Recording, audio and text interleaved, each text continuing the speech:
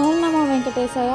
మన విజయవాడలోని పున్నమి ఘాట్ దగ్గర బబ్బూరి గ్రౌండ్స్లో శ్రీవారి వైభవోత్సవ సహిత హనుమాన్ చాలీసా సమాపనోత్సవాలు జరుగుతున్నాయి.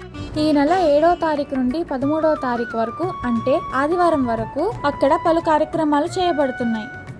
ఎలా అయితే మనకి తిరుమలలో స్వామివారికి నిత్య సేవలు చేస్తారంటే సుప్రభాత సేవ, తోమాల సేవ, కొలువు, సహస్రనామార్చన, శ్రీవారి కళ్యాణం, ఏకాంత సేవ, ఇవి మాత్రమే కాకుండా 7 రోజులు జరుగు వార సేవలు అంటే సోమవారం జరిగే విశేష పూజ, మంగళవారం జరిగే అష్టాదళ పాదపద్మారాధన, బుధవారం సహస్ర కలశాభిషేకం, గురువారం జరిగే తిరుప్పావడ, శుక్రవారం అభిషేకాలు చూసేందుకు అవకాశం ఉంది.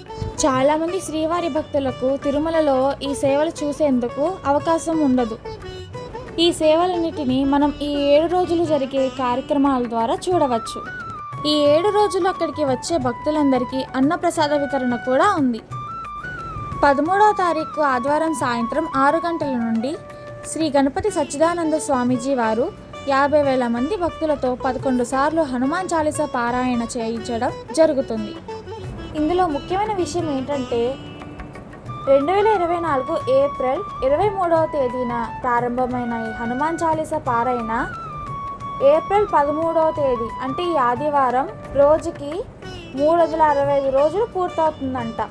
సాయంత్రం 6 గంటల నుండి 8 గంటల వరకు శ్రీమాన్ ఎంఎస్ శ్రీనివాస్ గారిచే సుందరకాండ పారాయణము, తదుపరి భక్తులందరితో సామూహికముగా హనుమాన్ చాలీసా పారాయణము జరుగును.